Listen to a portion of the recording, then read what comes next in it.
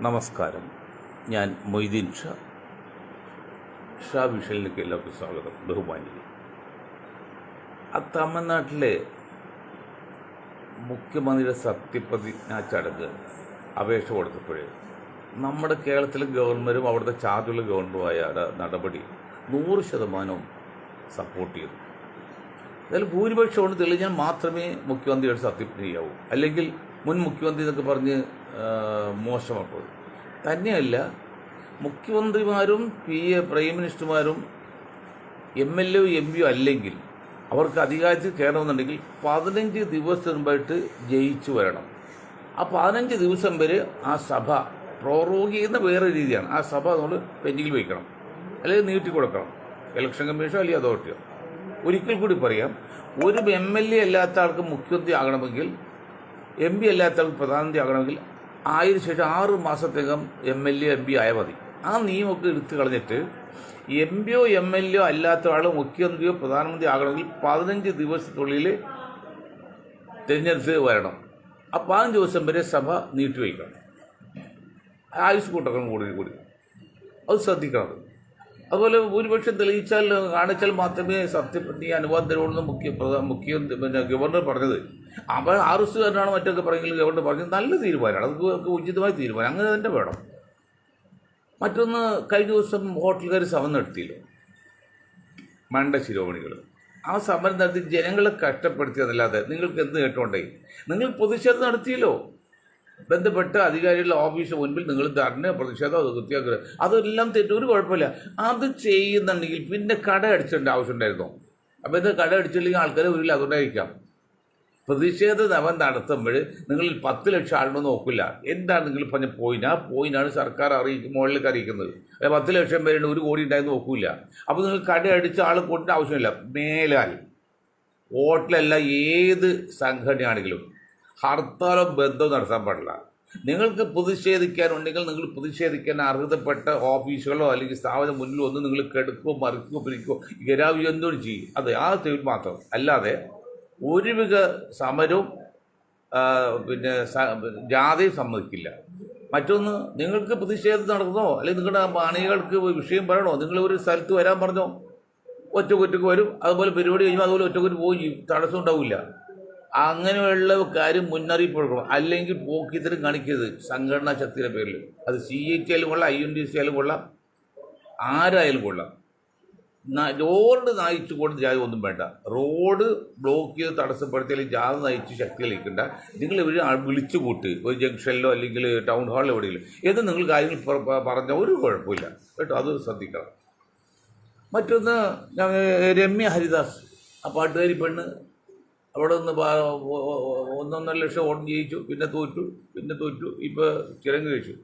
നിങ്ങളൊന്ന് അന്വേഷിച്ചു. അന്ന് ഞങ്ങൾ പറഞ്ഞ് അതൊക്കെ ഡൽഹിയിൽ നിന്ന് നൂലി കെട്ടി ഇറങ്ങി വന്നത് സഭയുടെ നോമിനിയാണ്, ക്രിസ്ത്യൻ സഭയുടെ നോമിനിയാണ്. ഇപ്പത് ജയിച്ചപ്പോൾ ഓടി പോയി വേളാങ്കണ്ണിയിൽ പ്രാർത്ഥിക്കാൻ പോയിക്കാണ് അമ്മയുടെ അനുഗ്രഹം വായിക്കാൻ. ഞാൻ വേളാങ്കണ്ണിയിൽ പോകുന്നത് തെറ്റില്ല, ഭീമപ്പള്ളി തെറ്റില്ല. ജയിച്ചു കഴിഞ്ഞിട്ട് ഒരു അനുഗ്രഹം വായിക്കാൻ നിങ്ങൾ വേളാങ്കണ്ണിയിൽ പോകാന്ന് പറയുമ്പോൾ നിങ്ങളുടെ സമുദായത്താണ്, ആദിവാസികൾ നിങ്ങളുടെ സമുദായം. ആദിവാസി സമുദായം ഇന്നും ഹിന്ദുവായിട്ടിൽ അറിയപ്പെടുന്നത് ഇന്ത്യയിൽ ലിസ്റ്റിൽ, ഹിന്ദു ലിസ്റ്റിലാണ് ആദിവാസി ദലിതൊക്കെയാണ്. അത് നിങ്ങൾ അമ്പലത്തിൽ പോകും, അത് നിങ്ങൾ വെള്ളാങ്കണ്ണി പോയത്, അതാണ് നിങ്ങൾ കെട്ടിയേറിക്ക് നൂലിന്ന് എറിക്കണം. ഈ കത്തോലിക്ക കോൺഗ്രസ് രമ്യ ഹരിദാസ് എന്ന പാവ ഒരു പെൺകുട്ടിയെ കെട്ടിയേറിക്ക് കൊണ്ടതാണ്, സ്ഥാനമാനം കൊടുത്തതാണ്. തന്നെയുമല്ല, അങ്ങനെ കോൺഗ്രസ് കൊടുക്കുന്ന ആദിവാസിയിൽ വർഷങ്ങളിൽ പ്രവർത്തിച്ച എത്രയോ സ്ത്രീകളുണ്ട്. 1.5% ജനസംഖ്യ കേരളത്തിലുണ്ട്. 1% 3-5 ലക്ഷം വരും. 3-2-6 ലക്ഷം വരും. 6 ലക്ഷം ആൾക്കാരിൽ ഒരു 50% കോൺഗ്രസ് ആണെങ്കിൽ 3 ലക്ഷം വരും. ഈ 3 ലക്ഷം പ്രവർത്തനം ഒരാൾ നിങ്ങൾക്ക് കിട്ടൂലേ? വർഷഭാരമല്ലേ ഈ നൂല് കെട്ടി ഇറക്കണ്ട. അതായത് രാഹുൽ ഗാന്ധി കാണുന്ന തെമ്മാടുത്തതൊക്കെ സഭയ്ക്ക് വേണ്ടി രാഹുലിൻ്റെ ഇഷ്ടപ്രകാരമൊക്കെ നോമിനി വരും. അങ്ങനെ നോമിനിയൊന്നും വേണ്ട. നിങ്ങൾ ഒരു വാക്കുപോലും ചിന്തിക്കാതെ ഈ കത്തോലിക്ക കോൺഗ്രസ്, ഞാനത് തന്നെ പറയും, ഈ കത്തോലിക്ക കോൺഗ്രസ് ജോസഫ് എന്ന കത്തോലിക്ക നിങ്ങൾ സപ്പോർട്ട് ചെയ്തില്ലേ? ഇന്നലെ മിണ്ടായിരുന്ന വിജയായിട്ടിരുന്ന ആൾ ജയിക്കാൻ വേണ്ടി ജയിച്ചപ്പോഴും ഉടനെ പള്ളിച്ചത് മുട്ടുകുത്തിയിട്ടാണ്. അതൊക്കെ ചെയ്തോ? അത്രയും കാലം DMK എന്ന് പറഞ്ഞ ദ്രാവിഡ സംസ്കാരം കൊള്ളുന്ന സവർണ മേധാവികൾക്കെതിരെ നിൽക്കുന്ന ഒരു പ്രസ്ഥാനമാണ് ഇന്ത്യയിൽ DMK. ആ DMK നിങ്ങൾ എല്ലാ രീതിയിലും അംഗീകരിച്ച് സഹകരിച്ചിട്ട് ഒരു ചാൻസ് നിങ്ങൾക്കില്ല. DMKയുടെ കീഴിൽ നിങ്ങളുടെ പേരിൽ മാത്രം 5 സീറ്റോട് ജയിച്ചത്. നിങ്ങൾ യാതൊരു തത്വവിഷയമില്ലാതെ നിങ്ങൾ ആ കത്തോലിക്കൻ സപ്പോർട്ട് ചെയ്തല്ലോ.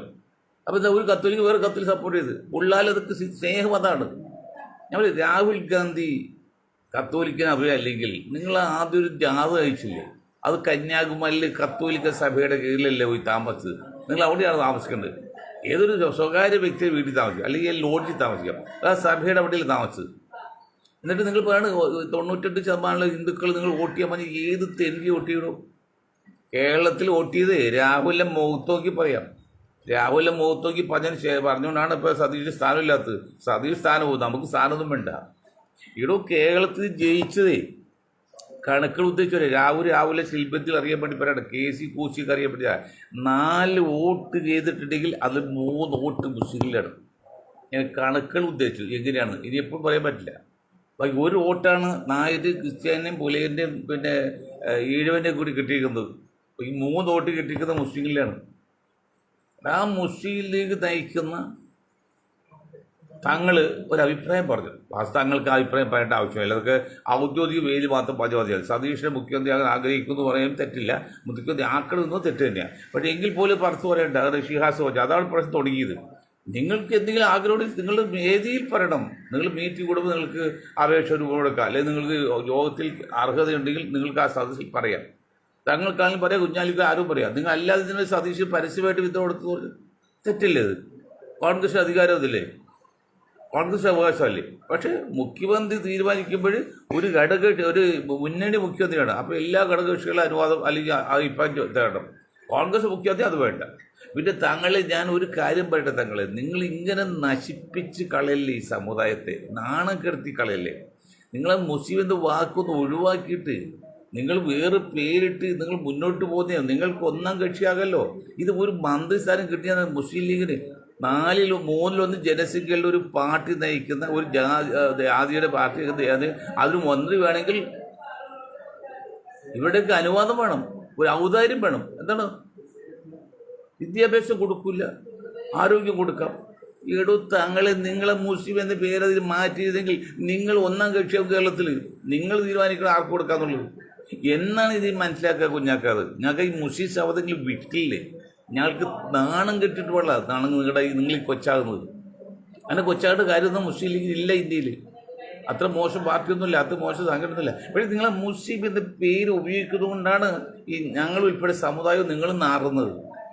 വെള്ളാപ്പയുടെ മുമ്പിലും സതീഷിൻ്റെ മുമ്പിലും മറ്റേ വേണുവിൻ്റെ മുമ്പിലൊക്കെ. ഇന്ന് മാത്യു കുഴൽനാടൻ പറഞ്ഞ വലിയ തെറ്റൊന്നുമില്ല. ഞാനത് വായിച്ചു. അത് പകരം അവിടെ കണ്ണൂരോ കാസർഗോഡൊക്കെ ബുക്ക് എഴുതി കഴിഞ്ഞ്, ചുമരെഴുതി കഴിഞ്ഞ് അത് കുറ്റപ്പെടുത്തി. അദ്ദേഹം എന്താ പറഞ്ഞത്? കോൺഗ്രസ് ആഭ്യന്തര കാര്യത്തിൽ മറ്റു പാർട്ടി ഇടപെടലുള്ളത് ശരിയല്ലാന്ന് പറഞ്ഞു. വേറെ ഒരു അറ്റായിട്ട് പറഞ്ഞു. ഞാൻ അത് കംപ്ലീറ്റ് വായിച്ചത്. അപ്പോഴേക്കും ഫ്ലെക്സ് വന്നു കഴിഞ്ഞു മാത്യു കുഴൽനാടിനെതിരെ. ഇതൊക്കെ എത്ര നാൾ പോകും? KC വേണുഗോപാൽജി, നിങ്ങൾ ഇപ്പോൾ ആഗ്രഹിക്കുന്നത് കാണിക്കുന്നതും തനി വൃത്തികേടും മണ്ടത്തരാണ്. അന്ന് ലോകസഭയിലേക്ക് മത്സരിക്കാൻ വേണ്ടി നിങ്ങൾ രാജസ്ഥാനിൽ BJPക്ക് ആ സീറ്റ് വിട്ടുകൊടുത്തു. പണം വാങ്ങിയില്ല എന്നൊക്കെ ആൾക്കാർ പണം വാങ്ങി, സീറ്റ് വിട്ടുകൊടുത്തു. ഇനിയിപ്പോൾ നിങ്ങൾ മുഖ്യമന്ത്രി ആയിക്കഴിഞ്ഞാൽ എന്ത് ചെയ്യണം? ആലപ്പുഴയിൽ വേറെ മാരോടും നിങ്ങൾ നിന്ന് ജയിക്കണം. അതുകൊണ്ട് തന്നെയാണ് ഞങ്ങൾ പറഞ്ഞത്, ബന്ധ പാർട്ടികൾ അറിയിച്ചിട്ടുണ്ട്. അങ്ങനെ നോൺ മെമ്പറാണ് ചെയ്യുന്നതെങ്കിൽ 15 ദിവസമൊക്കെ ജയിച്ചതിന് ശേഷമേ സത്യപ്രതിജ്ഞ ചെയ്യിക്കാവുള്ളൂ. ഗവർണർക്കുള്ള നിർദ്ദേശമാണ്. 5 ദിവസം എത്ര വേണം? ഒരു ദിവസം അപേക്ഷ സ്വീകരിക്കാൻ, മറ്റു ദിവസം സ്കൂട്ടനി, പിന്നെ തള്ളാനൊക്കെ. അത് എല്ലാം കഴിഞ്ഞ് 10 ദിവസം പ്രചരണം, എല്ലാം കഴിഞ്ഞ് 15 ദിവസമൊക്കെ മെമ്പറായി വരാം. ആദ്യം തിരക്ക് ഒരാൾ മാത്രമേ ഉള്ളൂ, ഒരു മണ്ഡലം മാത്രമേ ഉള്ളൂ. ഇപ്പം എന്താ പറ്റുന്നറിയോ? ഈ കത്തോലിക്ക് BJPനെ നിങ്ങൾ സപ്പോർട്ട് ചെയ്തപ്പോഴേ ഇത് 100 കോടിയായിട്ട് ഇലക്ഷൻ ഫണ്ട് വാങ്ങിയതൊക്കെയാണ് പുറത്തെ ആൾക്കാർ വന്നത്. വിശ്വസിക്കുമോ? 100 കോടി. അവർ 100 കോടി വിഷയമല്ല. 10,000 കോടി സ്വത്തുള്ളവർക്ക് 100 കോടി വിഷയമല്ല. അല്ല 1 2 10 കോടിയല്ല. അതൊക്കെ വാങ്ങിച്ച് കേരളത്തിൽ എല്ലാവർക്കും പങ്കിട്ട് കൊടുത്ത് MLA-മാർക്കൊക്കെ. അതുകൊണ്ട് MLA-മാരെ പൊടിച്ചോ ഞങ്ങൾ പണം നിന്നാരാണ് KC ഓണർ.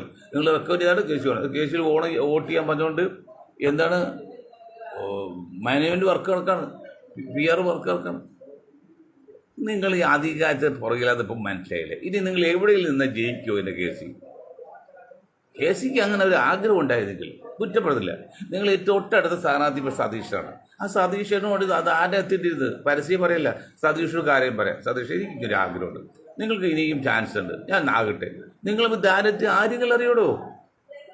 ആരെങ്കിലും അറിയോ? അല്ലെങ്കിൽ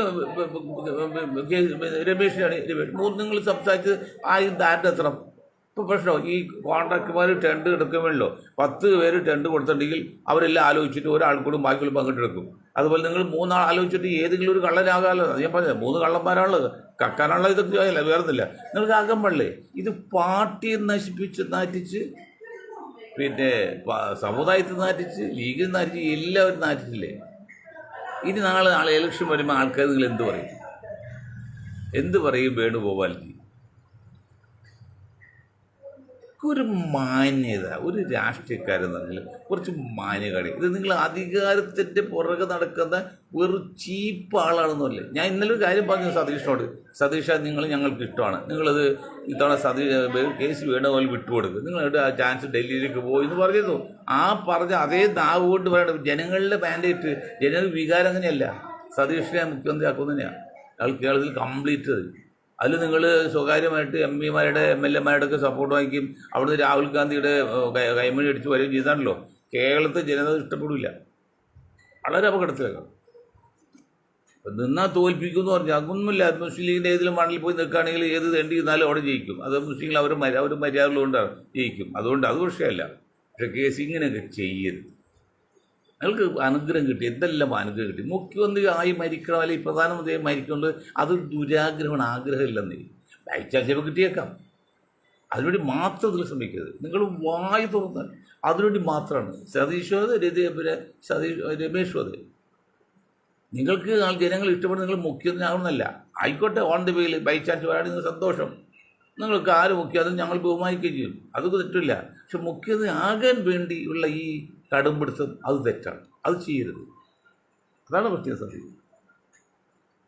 എന്താണ് ചാനൽ തുറന്നാൽ.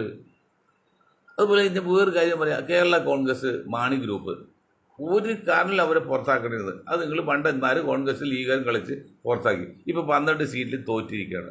ക്രിസ്ത്യാനികൾ മുഴുവൻ വോട്ട് ജോസഫ് ഗ്രൂപ്പ് ചെയ്ത്, കാരണം ഭരണം ഇങ്ങോട്ട് മാറിയിട്ടുണ്ട്. അവരെ ഭരണത്തിന് പുറം പോകുന്നതാണ്. അത് വിളിച്ചിട്ട് അവരെ ജോസഫ് ഗ്രൂപ്പ് ചേർക്കുക, അല്ലെങ്കിൽ നിങ്ങളെ മുന്നിൽ എടുക്കുകയോ ചെയ്തിട്ട് 2 മന്ത്രിസ്ഥാനം കൊടുക്കണം. ഒരു മന്ത്രിസ്ഥാനം മാണി കോൺഗ്രസ് ആരെങ്കിലും കൊടുക്കണം. ഇനി അവർ അവിടെ നിർത്തി ശക്തി ക്ഷയിപ്പിക്കണോ? ഈ കിട്ടിയ ഒരു ഓളമൊന്നും ഇനി കിട്ടുന്നില്ല. അതാ പിണറായി സഖാവ് നിങ്ങളെ മനസ്സാക്കി സഹായിച്ചതിൻ്റെ പേരിലാണ് ഈ ഓളം കിട്ടിയത്.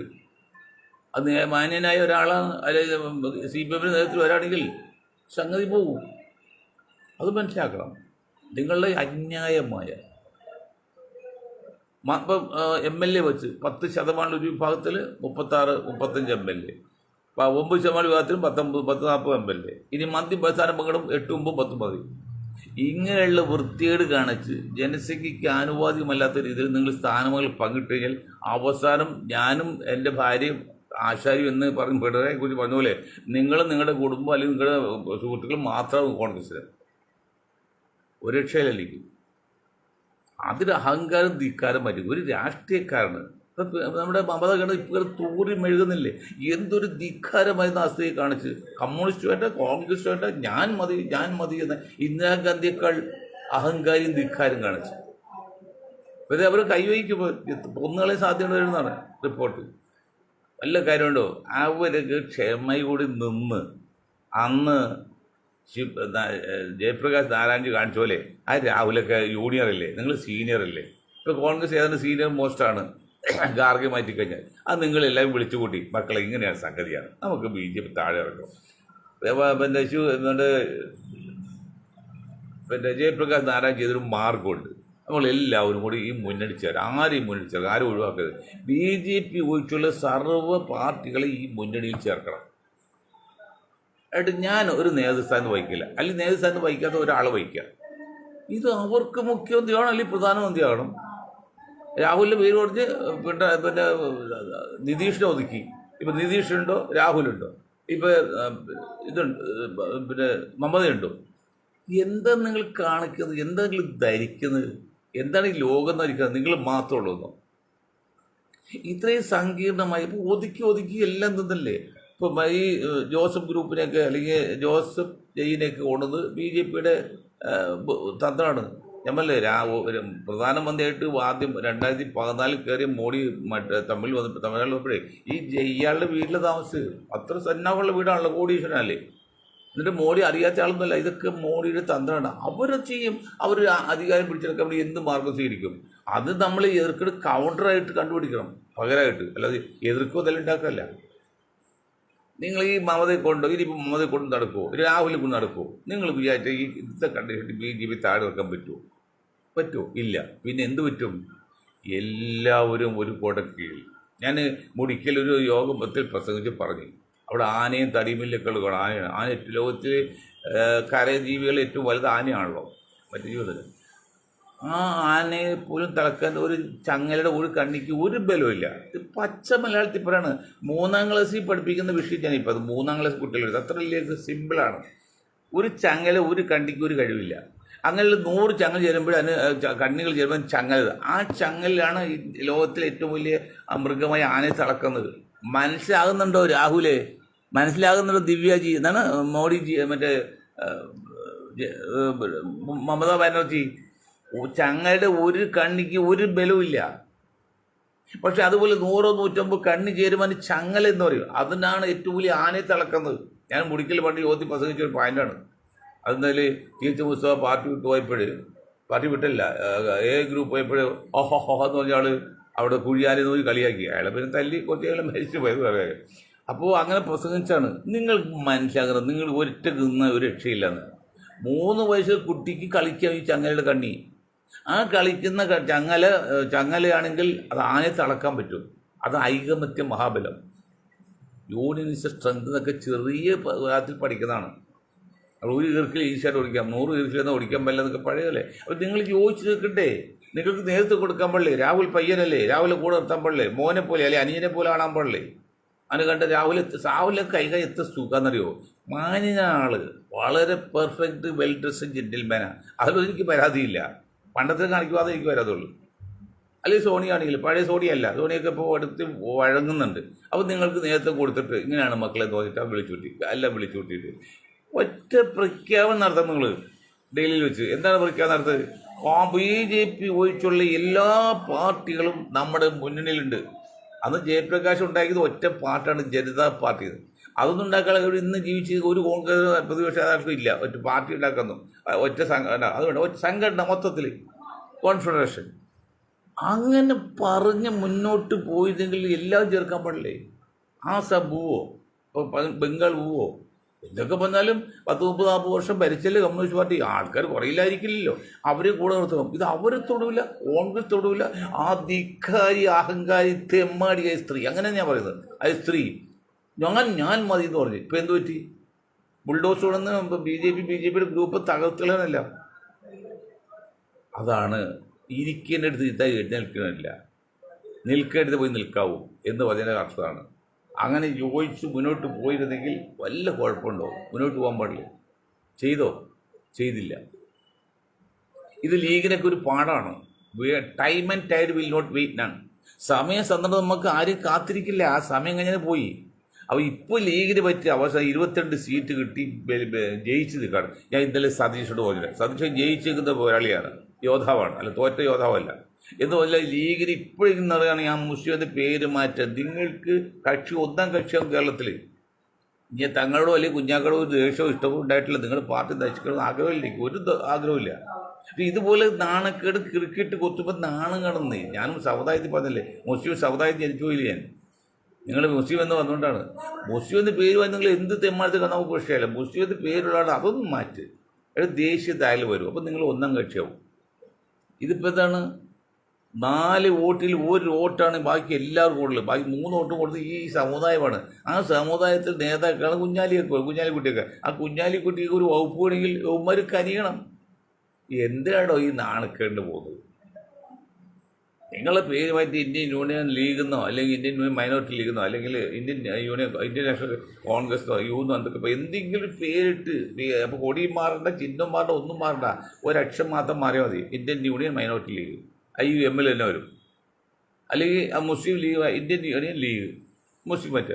എന്നിട്ട് വെള്ളാപ്പള്ളി മൂത്ത് നോക്കാൻ പാടില്ല. പിന്നെ വെള്ളാപ്പള്ളി മിണ്ടു നിങ്ങൾ 5ാമതിൽ 6ാമത് 7ാമത് വന്ന് ചോദിച്ചാലും രാധാകൃഷ്ണൻ മുരളീധരനൊക്കെ SNDP ഓഫീസിലേക്ക് NS ഓഫീസിലേക്ക് ഓടൂല.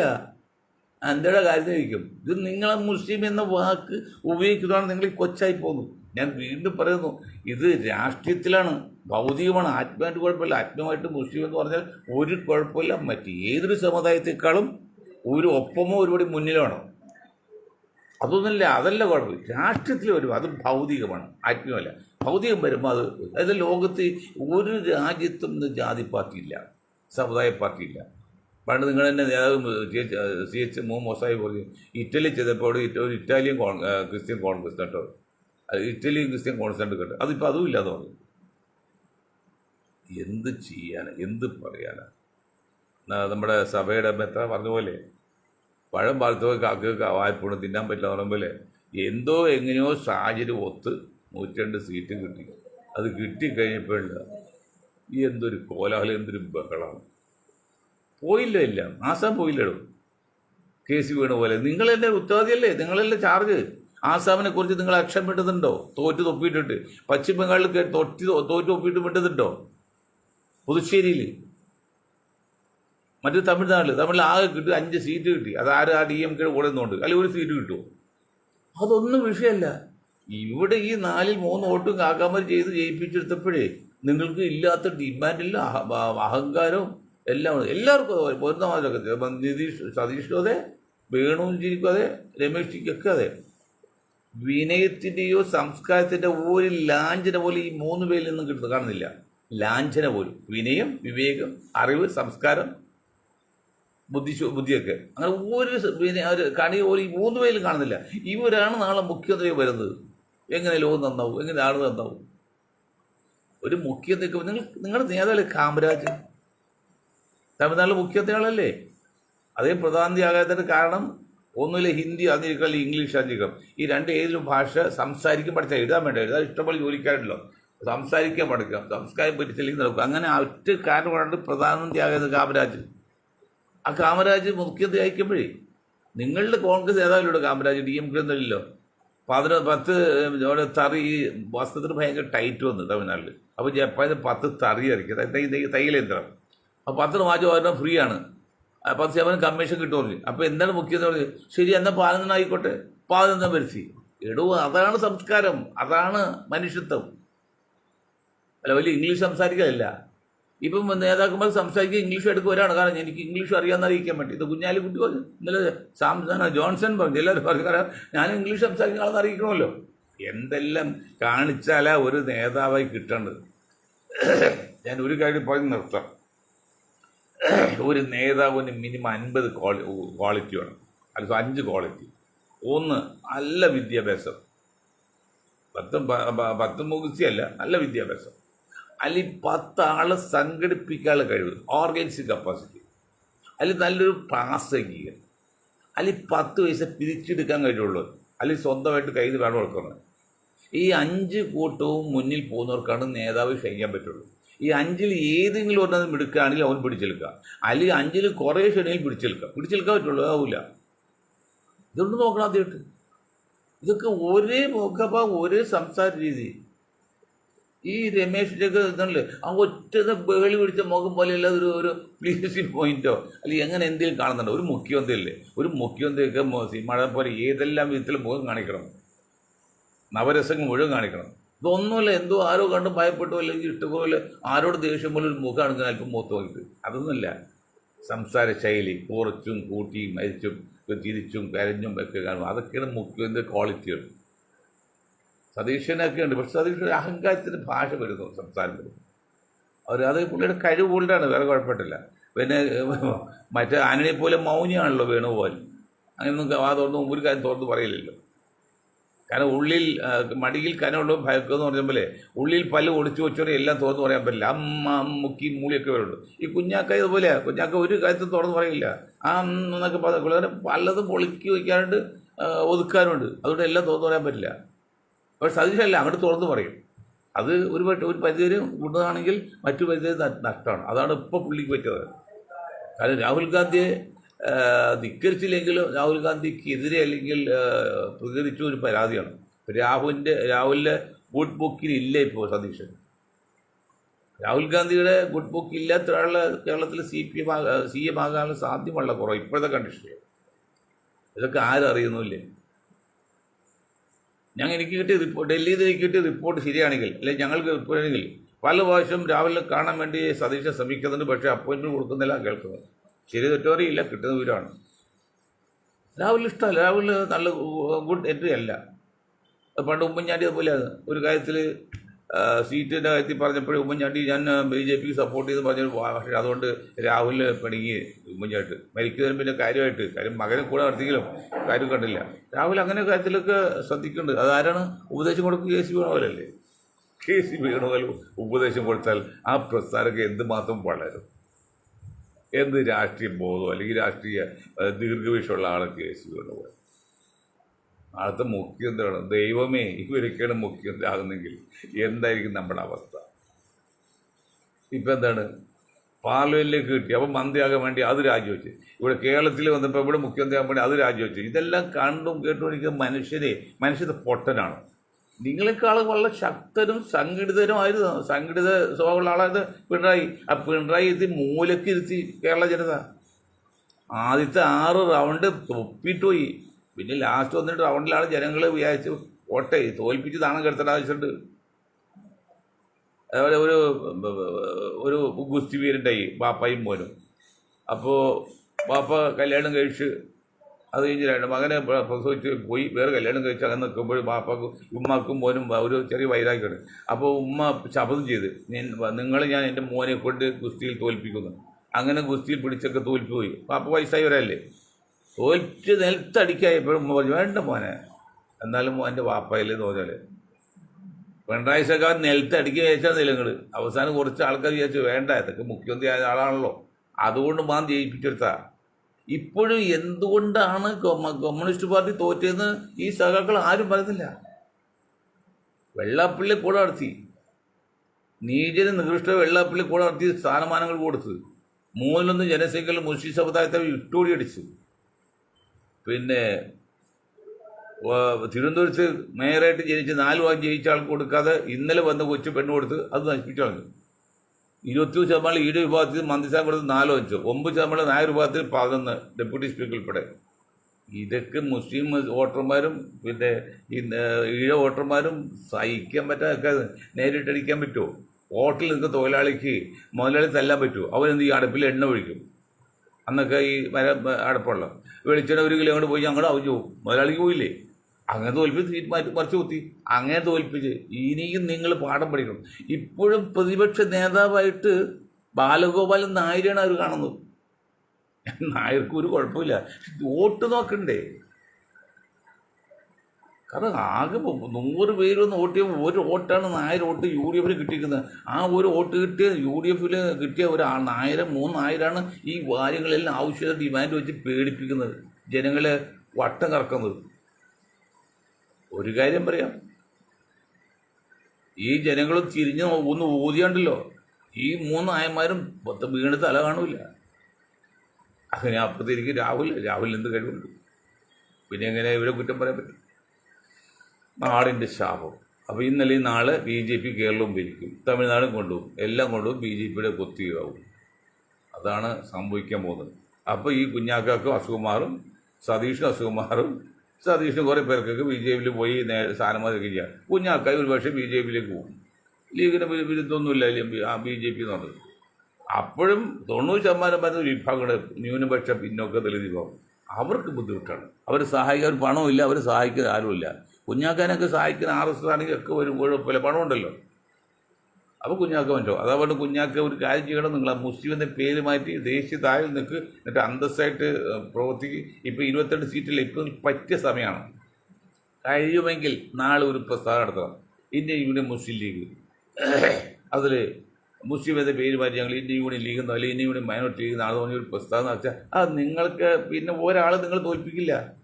നിങ്ങൾ കേരളത്തിൽ ഒന്നാമത്തെ പാർട്ടിയാകാം, ദേശീയ ലെവലിൽ രണ്ടാമത്തിൽ മൂന്നാമത്തെ പാർട്ടിയാകും. ഇനിയും അവസരമുണ്ട്. അത് ചെയ്യണമെന്ന് പറഞ്ഞുകൊണ്ട് ഞാൻ ഒരു പോയിന്റ് വിട്ടിട്ടുണ്ട്. അത് ഞാൻ പറയാം. അത് ആദ്യം പറയാൻ ഉദ്ദേശിച്ചത് അത് വേറൊന്നുമില്ല, ഈ റോഡിലെ പരിഷ്കരണത്തെക്കുറിച്ചാണ്. ഇപ്പോൾ നമ്മുടെ കലൂർ സ്റ്റേഡിയത്തിൽ നിന്ന് ഇൻഫോ പാർക്കിലേക്ക് രണ്ടാം ഘട്ടം മെട്രോൻ്റെ പണി അത് തീർന്നുകൊണ്ടിരിക്കുകയാണ്. അപ്പോൾ ചെല്ലുമ്പോൾ കളക്ട്രേറ്റ് ഇരുമ്പലത്ത് പോകുന്ന ജംഗ്ഷൻ ഉണ്ട്. ആ ജംഗ്ഷനിൽ നിന്ന് ആൾ ഇൻഫോ പാർക്ക് പോകുന്നത്. അവിടെ എപ്പോഴും ബ്ലോക്കാണ്.